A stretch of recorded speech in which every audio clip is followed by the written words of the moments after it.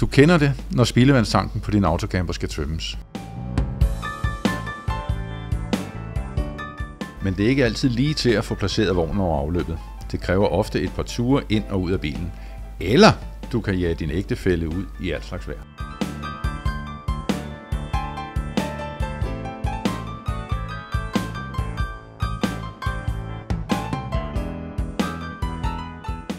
Men med et spildevandskamera monteret under autocamperen, så kan du både se afløbsrøret og risten. På skærmen kan du præcis se, hvor du skal holde.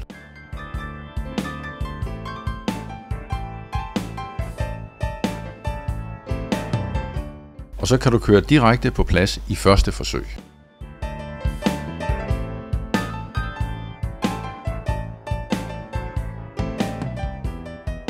Du holder det rigtige sted hver gang og kan bare gå ud og åbne hanen.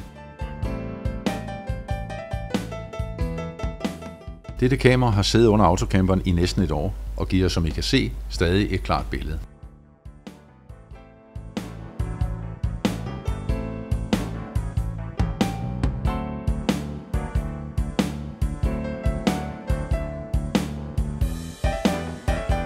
Tak for din opmærksomhed. Vil du vide mere, er du velkommen til at kontakte enten os eller en af vores mange forhandlere.